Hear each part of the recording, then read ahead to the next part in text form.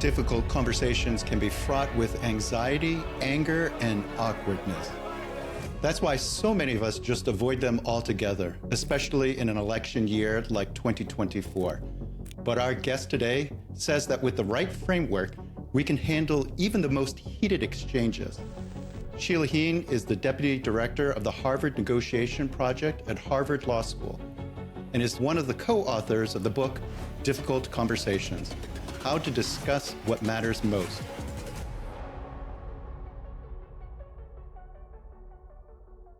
Sheila, welcome. Thank you so much for having me. So Sheila, I must say right at the onset, thank you for this book. I have, as a pastor, used it as a framework in marriage counseling, in leadership of committees, and now presently in my work, I use it in spaces where difficult conversations frequently occur across profound ideological opposition. And it has proven its worth over and over again. This is like the user end experience. But I want to jump back and I want to explore a little bit. Could you just say a word of why you even wrote the book? Well, I was just appreciating your observation about the ways in which difficult conversations are rife, common in every area of human endeavor. And I think that's part of what prompted us to write the book, is that part of being human and being in relationship with each other is about how we handle our differences.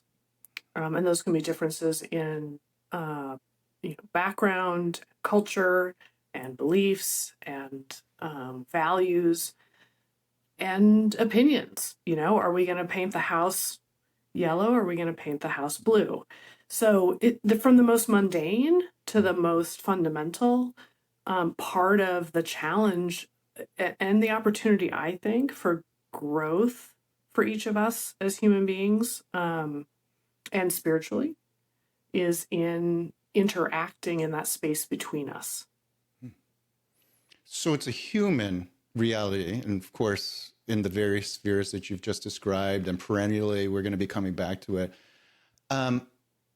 But surely there are times where people do this better and worse. And what have you noticed? I mean, this book has been out since, 1999? Yes, early form 25 years. 25 years, and we've got it all figured out, don't you think? Exactly. Just from your vantage point, have people gotten better, gotten worse? Is it different over the course of the 25 years? Yes, and yes. People have gotten better, people have gotten worse, and it is different.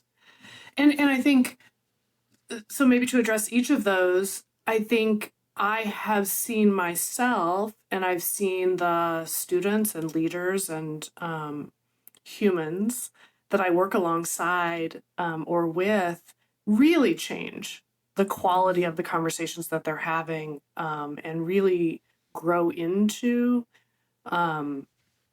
better leaders with more openness and more confidence, which means less anxiety about tackling the conversations that matter most. And that's incredibly rewarding to see.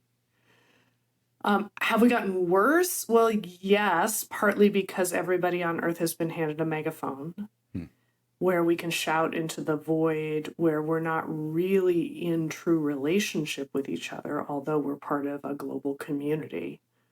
And that's not a great place to have nuanced actual dialogue. And so it's disconnected, sometimes shouting monologue, in ways that can raise the temperature, and then of course what gets reposted, retweeted, et cetera, are the things that are sometimes described as outrage culture. The more extreme you are, the more likely someone will retweet it, either because they're saying, yeah, exactly, or they're saying, can you believe this? It's ridiculous. So I think that public, I'm going to put it in quotes, discourse has actually raised the temperature and introduced stress that I think wasn't there in the same way before. So in that way, also, it is different. Yeah. So there's so much promise in social media, ways in which people, reconnected with high school friends, or during the Yes. pandemic, were able to stay together. As a pastor, I've witnessed ways in which elderly or those who are unable to attend church just regularly, not even in a pandemic, all of a sudden in the pandemic discovered that their churches got really good at giving them access. So it's so promising on the one side. But what you're describing is that promise comes with some peril, right? That we're connected in one way, but that's not really the same thing as relationships. Draw that out. What are the implications of that? Yeah. Well, I appreciate you reminding me of the ways in which social media can be a tool, a channel of communication that actually can help connect and reconnect us in genuine community relationship. So as long as there is relationship sitting alongside, well, then it's just a channel through which, whether it's picking up the phone or tuning into the service, that's been true for a long time. And this is just the latest form of it. And maybe it's when it is disconnected from human relationship that's more multifaceted, where it starts to have some corrosive effects. The algorithms also mean, and the splitting of the news media also mean that we have very different sources of information. So one of the things that we often say is that difficult conversations are rarely about facts. They're usually about what we have access to in terms of information, or how we interpret it, or what judgments we make about it, or what values that might be different in terms of how we understand those facts. But that leads people to say, well, okay, but what about alternative facts? What about when we are arguing about the facts?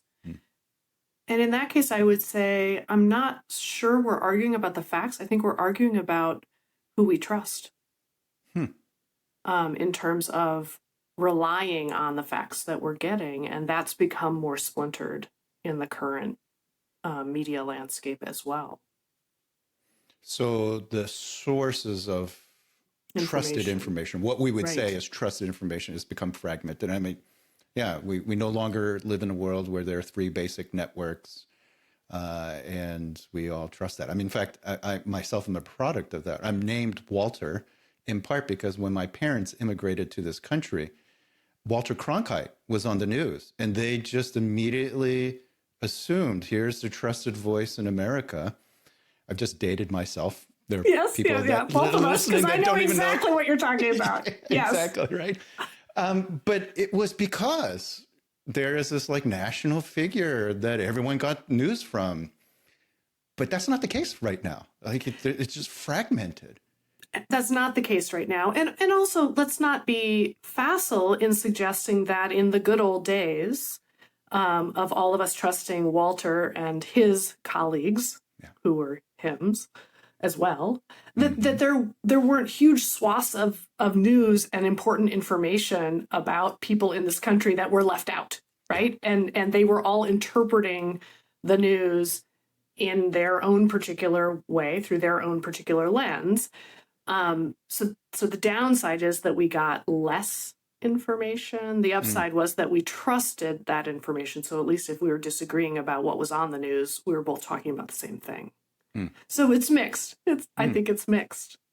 So I want to draw that out just because I know some of your work. You use this imagery of ladders of inference to talk about facts. So you've already kind of started us down that road of thinking about, well, there are facts, then you have to think about the sources of the facts. But what is this ladder of inference?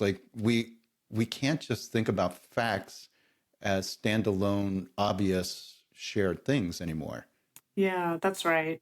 So the ladder of inference was created as a collaboration between Harvard Business School, a colleague named Chris Argyris and Don Shine at MIT. And it was just a way to map the way that our brains take in and process information. So if we use a simplified version of it in the difficult conversations world, at the bottom of the ladder, if you're picturing that ladder, the ladder sort of stands in a pool of available information, available data. So anything you can directly observe, see, smell, touch, feel, hear. And in any moment in our lives, that pool is sort of infinitely large, and there's way too much information than we can take in. And so on the first rung up on that ladder, we select what we assume is important to pay attention to. And that's a tiny fraction of what's available to us. It's not even a conscious selection, right? In any meeting, I'm automatically paying attention to, what's gonna reflect on me or land on my plate or ruin my weekend. I'm not paying as close attention to what's going to ruin your weekend, Walter, as much as I like you and hope for the best weekend you can have. So we're paying attention to the things that we're interested in, that we have background in, that are relevant to us. So that's the selection rung. The next rung up is then whatever it is that we notice and select, we then interpret based on both logic and also past experience. What do I make of this? How do I interpret it? What do I predict about it based on my past experience with similar situations? And then at the top of the ladder, we come to a conclusion. Now, it's not unusual then if you and I disagree about something, we're trading conclusions. I might say that's the best meeting we've had all quarter, and you say that was a total waste of time. Just better understanding why we came to such opposite conclusions means just getting curious about really, like, what did you notice in that meeting? Or what were you hoping it would accomplish that led you to interpret what did happen as not worthwhile? Because I'll share with you what I noticed and what I was glad we talked about and why that changed my prediction about what I think we should do next. And so we're going up and down each other's ladders to better understand. And that's not our instinct. When we learn that we see something differently than someone else, it can often create anxiety. And it can create a situation where we just argue trading conclusions. I thought that was a great meeting. I think you should have been paying better attention. And you say, well, you're just not paying attention to what's important. And we walk away feeling like the other person doesn't, quote unquote, get it, rather than being curious about what we each got and what we made of it. It seems like you've just given us a framework that promised a solution, and then you're telling us, oh, but it doesn't always work out that way. So it's not enough just to have ladders of inferences. Let's get them both out. Let's describe them. Let's understand. You've alluded to words like anxiety and feeling. So what else is going on in difficult conversations? Yeah, well, so I think partly because difficult conversations and conflict, particularly in important relationships, feels stressful to us. It feels very uncertain because I'm worried about your reaction. I'm worried about hurting the relationship. I'm worried about whether you'll see all the things that I'm right about. In order to manage that anxiety, part of what I do is I focus on the certainty of what I'm pretty sure I am right about. And then underneath that, I'm trying to figure out what to do with my feelings. Because I'm feeling frustrated with you. I'm feeling confused about why you would say that. I'm feeling a little bit guilty because I wish I would have checked in with you before the meeting. And I know I probably should have done that sometimes. So often we're carrying a whole bundle of feelings and reactions, but depending on the context, we may not feel like we're supposed to be sharing those feelings, and why open that can of worms, right? It's not going to help. There's also a deepest level underneath that, where if something feels like a difficult conversation, chances are there's something the situation suggests about us that feels at stake. Am I competent or incompetent? Am I a good leader or not a good leader? Am I trusted or I'm not necessarily trusted? And So if a conversation feels difficult, sometimes there's some identity hook that has been tripped that then amplifies my feelings, and then my feelings color the story I'm telling about what is going on and lead me, rather than being curious, to cling to what feels more certain to me. All right, you've given us this fact dimension to a difficult conversation, the feeling dimension. This last one I want to explore some more because it seems like in many ways that's the rub right now, that people's sense of identity, sense of worth, sense of place, sense of self, it's all threatened. And it feels to be threatened by either an unnamed, opponent out there, or someone sitting at the Thanksgiving table saying something that all of a sudden is producing all these emotions. Oh, yeah. So why is it that this identity issue feels so threatened nowadays? Yeah, you're making me think that maybe part of what's going on is that we're having a national identity Mm. trigger, Mm. right? Because what's interesting is that I think there are a few people who would disagree with the sense that we are more polarized than we have been in a very, very long time. Um, Certainly in my memory, and as you and I know, our memories go back at least a little ways. Mm. Um, and so it feels more polarized. And what's interesting is that we're not actually, what the study shows, that we're not as polarized as we think that we are nationally, that about 13% of the population actually sits at one or the other pole, split between the two in terms of their views. I mean, 87% of us sit in the middle, depending on the issue, and change our minds or are mixed in our views. But what is true is that affective polarization has gone up. In other words, our feelings about the quote unquote other, I think probably exacerbated by statements that are overstatements, right? That are more extreme, that feel like, oh, they're coming from a big population, when in fact it's a tiny population Mm. at each end that may be feeding it. Or, by the way, of course, outside actors, right? Because they're not necessarily humans on the end of those tweets and Facebook posts, etc. Mm. And so the last thing I think that I've learned recently that has been fascinating, a little worrisome, Mm. is that if you look at what the other side believes, our sense of what the other side, whichever side you're on, the other side believes is not particularly accurate. And in fact, the people who are most politically active have the least accurate descriptions of what the other side thinks. So Mm. we should at least dislike each other for what we actually believe rather than what we imagine that they believe. And the people who actually have the most accurate description of what sides believe are the people who are least politically engaged. Mm. Maybe because they're in that sort of observer status, which is more clear headed and more balanced. I don't know. What do you think, Walter? Sheila, that's a fascinating observation. And I think there is something about the benefits if you're on this extreme side of things, whether it's to maintain your followers on Mm-hmm. social media, to recognize that the forcefulness and the clarity and the narrowness, I would argue, of your position allows you to mark out terrain as a voice that actually stands for something.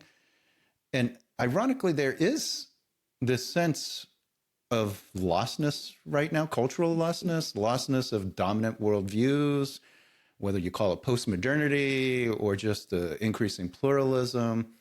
So I would add another dynamic and say there's an anxiety because there isn't this shared narrative. And if someone promises, like a Pied Piper, I can tell you the narrative that you should believe, even if internally we want to say, yeah, but that seems awfully mean or that's awfully narrow.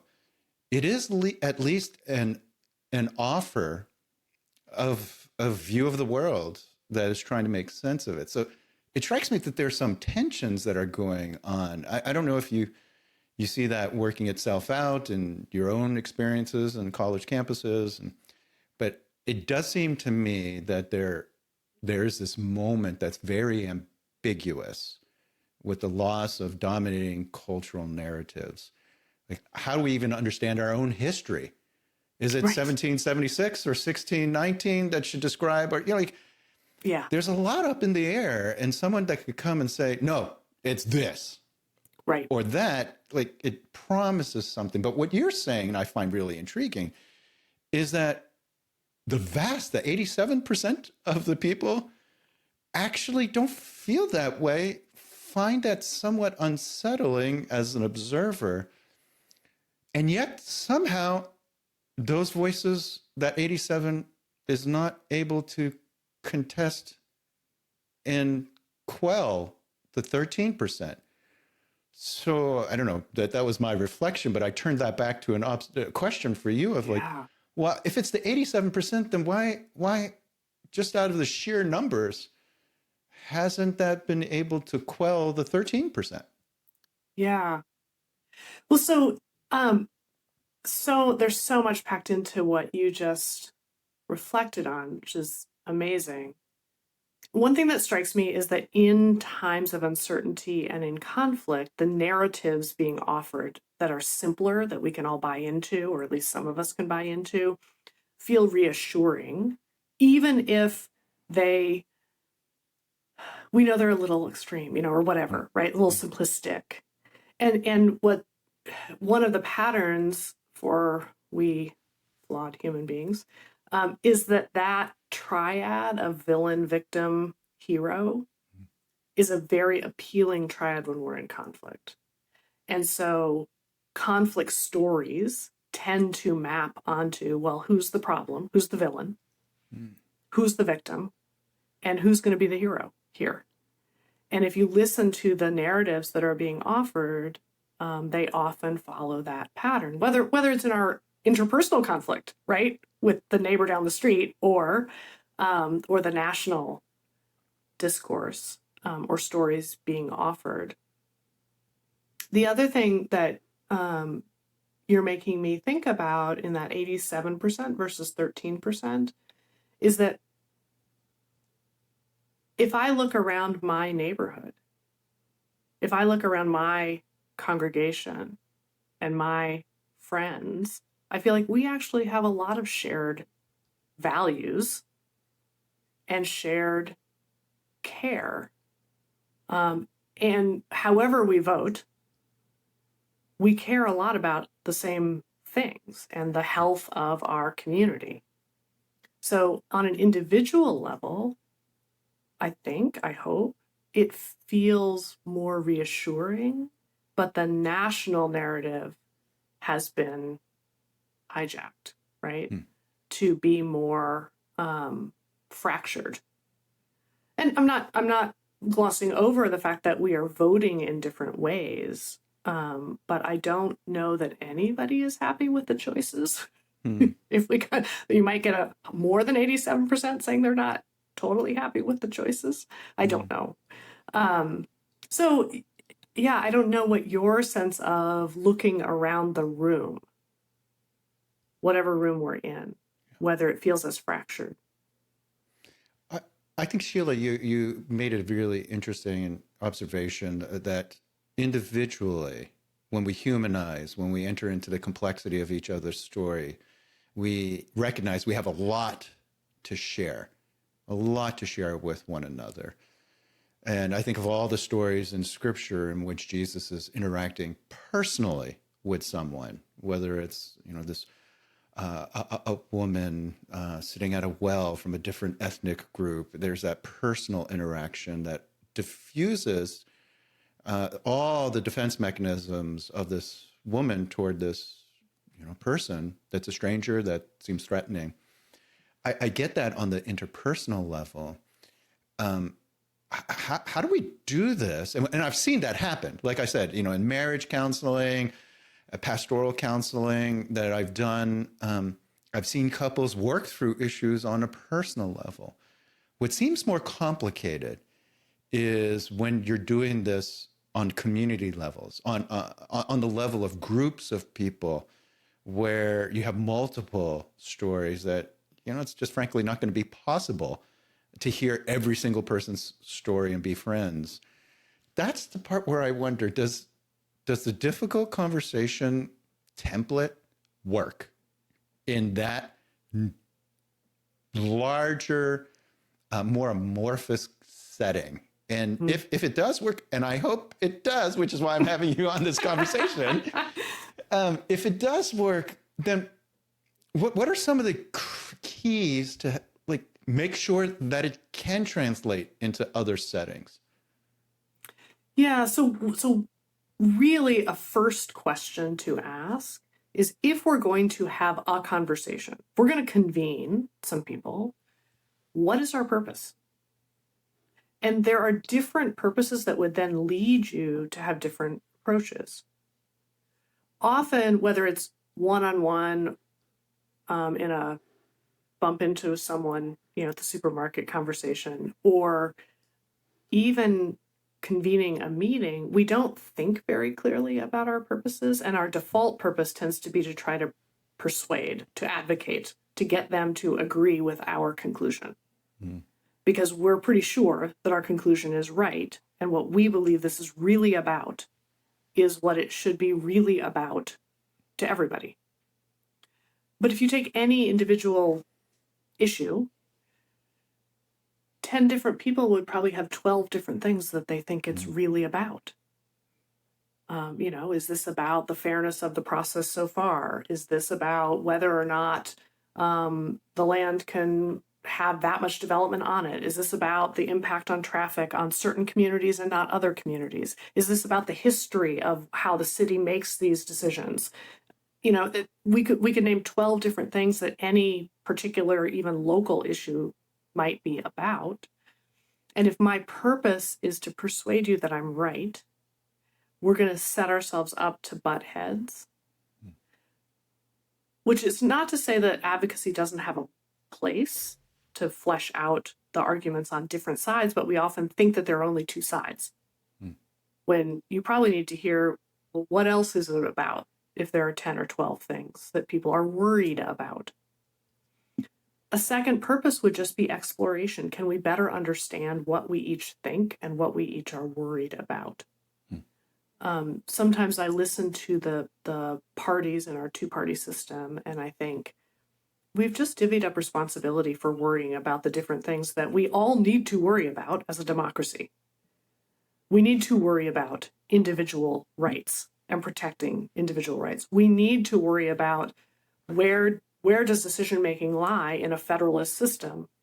What do individuals get to decide for themselves? What does a town get to decide and need to fund? What does a state and what should the federal government be overseeing or not overseeing? Those are really important questions that we need to continually keep an eye on. And one party has taken primary responsibility for that, in the rhetoric anyway. The other party has said, okay, but in a democracy, you can't just have the majority rule. You also have to worry about the minority voices that are left out, and those who don't have a voice. And that is also true. We absolutely have to worry about that. But each side can say, well, because you're worried about it, I don't have to worry about it so much. Which leads me back around to good questions to ask each other. And I have found on any individual issue, just asking somebody, help me understand what you're worried about if this goes the other way. Or what is it that you're protecting or you feel it risks being unprotected?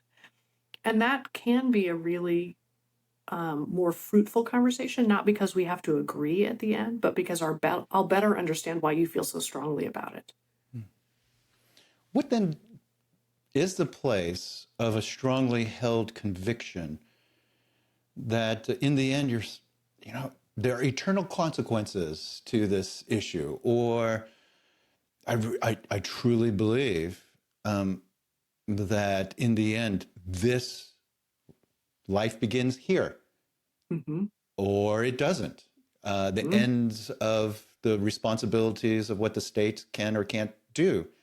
The line must be drawn here. At some point, the exploration needs to lead to some kind of decision, and that decision is going to please some and not please others. That decision seems fraught with the sense of circling back to your kind of framework of facts, feelings, and identity.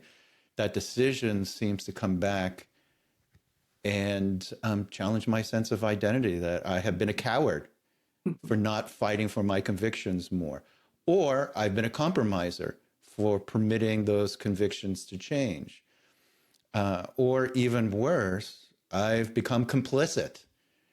You can see I'm an evangelical because I'm making everything alliterate here. Yes.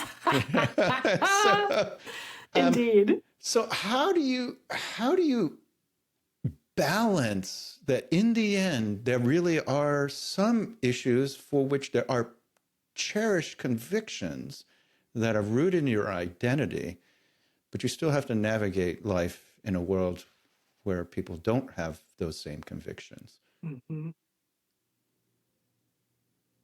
Part of what you're making me think about is another time when our view of the world as the human race, and particularly people of faith, felt very threatened. And it reminds me of when it started to be apparent that it was not that everything revolved around the earth. It was that we were revolving around the sun. And that was really disruptive in terms of who we are and whether we are at the center of the universe, right? And some people paid the price for suggesting that the conviction that everybody had at the time was maybe not as aligned with understanding God's creation and reality. And so part of what you made me think about when you were describing, do we have a unified narrative as a nation, is that Walter Cronkite and our network colleagues did provide a unified story, but it wasn't the pluralistic reality that is America. And so our narrative is in transition right now to be closer, I think, to reality, and we're grappling with that. But that maybe leads me back to thinking it's important to have things that we feel strongly about and that we value and that we're seeking. And at the end of the day, what we're seeking is more truth, to align our understanding closer to truth. And so our convictions actually should always be open to slight revision, or, well, maybe there's something I hadn't considered here that I just need to factor in. Whether that's as an individual or as a community. So we'll come back to eventually decisions have to be made, right? What are we going to do? We have to update our policy about X, Y, or Z. And we can't make everybody happy. But the question of, did I feel heard and do I understand the reasoning behind the decision, even if I don't agree with it? I understand why we needed to do it, and I understand my own freedom to live alongside it or not, right? In terms of sort of in what way does that decision impact me as an individual? Yeah. So I know that in context, whether it's the church or in my case, the academy,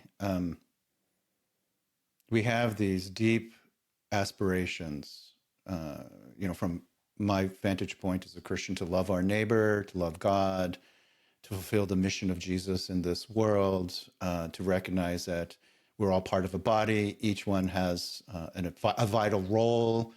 The commandments, quick to listen, slow to speak, slow to anger. I mean, it's all there. And yet, during the pandemic, whether it was the issue of George Floyd or vaccination or closing down, and the prioritization of issues you've already referred to, we have these range of issues at the NAE that we seek to address, ranging from, pro-life ethic that's comprehensive, creation care, racial justice, religious freedom. What I've noticed is that people prioritize them differently. They may assent to say, oh, all these are important. We agree. This is a comprehensive application of the good news of Jesus Christ in society, held with charity, until we actually have to prioritize which one we should start working on first, right? And so despite all the commands, it's awfully difficult. And we've seen that in real life. I would venture to say, I, like many in the country, have been witnessing what has happened at universities. Whether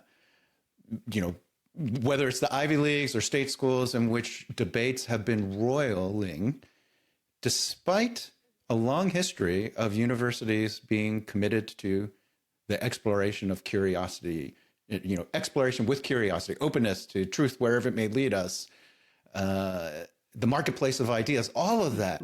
So explain a bit more in some of these actual lived experiences, whether you're observing the church or the university. Maybe you have something specific to say about your own university context. We've got it all figured out. You probably noticed that. Yeah. Exactly. Yeah. Why is it that people fail to live up to the aspirations that govern them? They articulate, preach, or teach in the classroom, write in, educational constitutions or vision statements in our churches. I mean, why is it that we don't live up to this? I think because this often involves a duality or a tension that has noble values on each side. So, for instance, part of what I think is going on campuses right now is that there are two values that are both at the heart of being a learning community. And one is free expression and curiosity and learning, and saying what feels important to you. And the other one is protecting a learning environment for all. And right now, those two are sitting in particular tension because for the first time in my memory, we have activism about really genuinely important issues going on, life and death issues.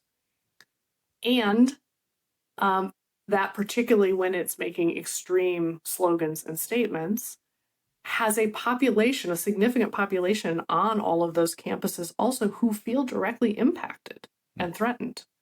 And that was not true, if you're talking about unionization or you're talking about, anti-apartheid back in my day. It wasn't like we had a lot of white South Africans on campus feeling threatened, personally threatened. But the issues right now are really complicated and come out of among the most complicated conflicts in our world history. When, we talk at the Harvard Negotiation Project about looking for win-win solutions, that things are rarely zero sum and people can build trust and find solutions that won't satisfy everything, but that would be better than alternatives. Rather than feeling like negotiation is win-lose. I just have to beat you. Right now, in the Middle East, we're really in a lose-lose. We're in a cycle of lose-lose in a way that is heartbreaking. And we're getting an echo of that on campuses as people say, look, we want to protect a learning environment and we want to support people being able to express themselves freely. And we have to figure out a way to navigate those as a community together. And I think we haven't done a great job of engaging everybody in shared responsibility for navigating those two together. That shared responsibility when you're discovering how deeply personally invested the issues are. You use the example of apartheid versus what we're experiencing now. And you you've already alluded on a couple of occasions in our conversation to the fact that, the national narrative in the Walter Cronkite era really, while true in one sense, was insufficient. There were many people, the Native American story, the African American story, and ironically, even my own family's story that, though I was named Walter, we had a very distinct experience. My family did as Korean American immigrants, which wasn't a part of the Paul Bunyan story that I would learn about in my early school. education. Yes. And so we're discovering now the plurality of stories that exist. I think this is true even within churches, because people are coming from all sorts of various backgrounds. The parish church, in which people from multiple generations grew up with one another, knew each other's grandparents, that's like a decreasing reality. The churches are populated by people that have moved there, maybe have moved from multiple locations and multiple times in their lives. And so there isn't the same kind of homogeneity that exists in any community, really, church or neighborhoods. And that means different stories now need to be told. Different sets of facts, different feelings, different identities are at play in our community. And I was struck by one community. I was doing a little bit of research as I was interacting with some pastors in this community that had talked about, this issue of multi-ethnic ministry, and said, but most of my neighborhood is it's all white. So we may have this beautiful desire for a multi-ethnic church reflecting this vision of a multi-ethnic, community of God. But that's not the reality. Later, I did some research and found out that 20% of their county is Hispanic. Wow. And yet it's a story that's not just told, but it's not even seen because of the ways that we can navigate life. We don't even see that there are some different facts on the ground. So in all this stuff, you've been so helpful in this conversation. In the plurality that we face, that is held with deep convictions and animosity, maybe even promulgated by the 13% that is in very unhelpful ways creating problems, what would you say to the 87%, just as a concluding thought, to give us both encouragement but also courage, not just to bury our heads, but to engage in this difficult conversation work? I mean, some of it is just to stand back and see the beauty of that plurality and to appreciate it. It can feel overwhelming and it can feel scary, and we can feel like I'm going to say the wrong thing because I don't totally understand. I'm coming from my own story always. So it is maybe a harder conversation, but it's also a more beautiful conversation. And if we come back to the communities that Jesus brought together, it was reaching across the broadest spectrum of society in a way that honored where people were coming from and what their individual challenges were at the time. I was just thinking about the parents of teenagers in any congregation.